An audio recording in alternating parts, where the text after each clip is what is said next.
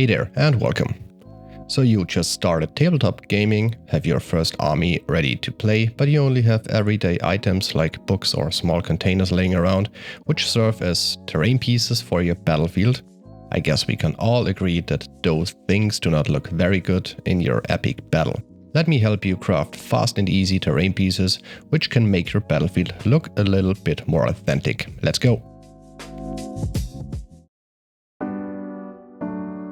In this video I will show you how to build two kinds of different wall pieces. The first one should fit in a modern or sci-fi scenario, and the other one should be more suitable for fantasy or medieval games. I pretty much only used XPS foam and toothpicks, but you will also need paint, paintbrushes and glue later on. Here I used 1 cm thick XPS foam with a size of about 5 inches or 12 cm, but you can choose a size that you prefer. The exact measurements are not that important. In my example, I used sizes that should work for Warhammer 40k games. I started with the more modern themed wall, and since those flat pieces didn't really look very interesting, I cut rough shapes into it with a hobby knife. The idea was to create a partly destroyed wall from a house or a building, so I first drew shapes of windows on it, then I cut those shapes out after I was happy with the design.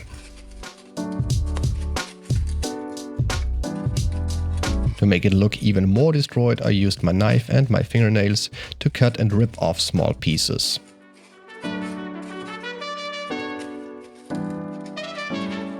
With the toothpick I made tiny bullet holes. Then I used the best tool in the whole wide world, a ball of aluminium or tin foil. With that you can create nice looking textures on XPS or styrofoam. I also broke toothpicks in half to make these little rebars which were sticking out of the broken walls. To secure them I used a tiny bit of wood glue. Now it was time to glue the two pieces together. For that I used wood glue as well, but I would recommend hot glue if you have a hot glue gun, because it dries much faster. To hold the pieces together while the wood glue was drying, I also used toothpicks. The second wall, which should have a more fantasy look, was a bit more time consuming to build. I had a broken castle in mind with big stone bricks. To create the illusion of those bricks, I just carved deep cracks into the XPS foam with a pencil. The vertical distance between the bricks was 2 centimeters. The horizontal distance was pretty much random. So I just eyeballed that. To make the crack deeper and wider, I used a toothpick and a ballpoint pen. Don't worry about the ink of the ballpoint pen. They will be invisible after you paint everything. Also make sure to carve cracks on the sides of the walls. Then I used the same technique as for the modern wall to destroy it.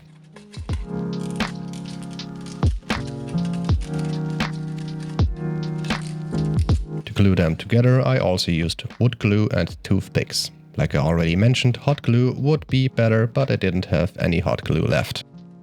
This time I used the toothpicks on the inside to hold them together, so there were no visible holes on the outside of the walls. For the modern wall this didn't really matter, because I have already made some bullet holes there, so 1 or 2 holes more couldn't do any harm. After the glue has dried, I primed and painted the walls. Usually I prime my models with an airbrush or with acrylic primer paint. For this video I will show you how you can make your own primer paint with only black paint and wood glue. Just mix them together in a small container with a 50-50 ratio. I would highly recommend that you use cheap acrylic craft paint and not expensive miniature paint like Citadel Army Painter or Vallejo. Miniature paints are far too expensive in comparison, and cheap craft paint works perfectly fine. I would only use such craft paints for terrain building anyway, so keep that in mind. When I was done mixing my primer paint, I used old brushes to prime the walls.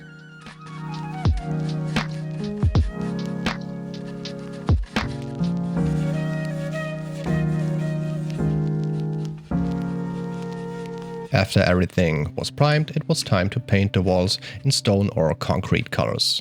For that I used my texture palette, video in the info card if you want to make this palette yourself, and different gray tones.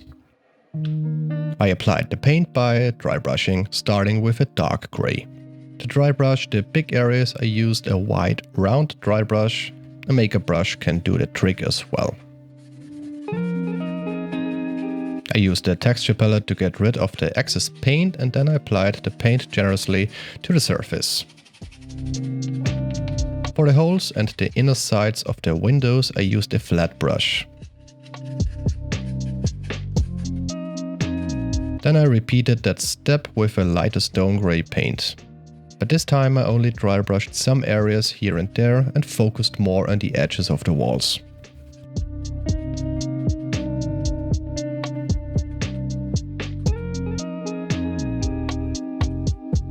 You could stop there and call it a day, but if you want to make it pop out even more, you could add an additional layer with a very light grey. But here you have to be a little bit more careful. Only dry brush from top to bottom, so only the top side edges are highlighted and don't use too much pressure.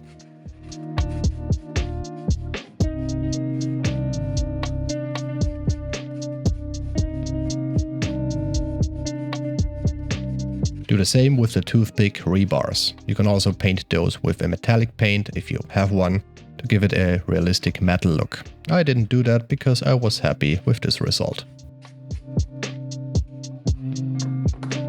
And that's about it.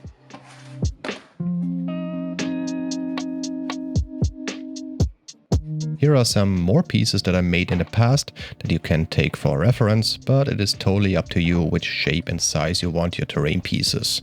You can make smaller walls, walls with different levels, or even pieces with its own base. However you do it, your battlefield will look much better with your own creativity. And as always, if you want to see more stuff like this, leave me a comment down below, give me a thumbs up and subscribe. Alright, thank you for watching, have a good one, cheers.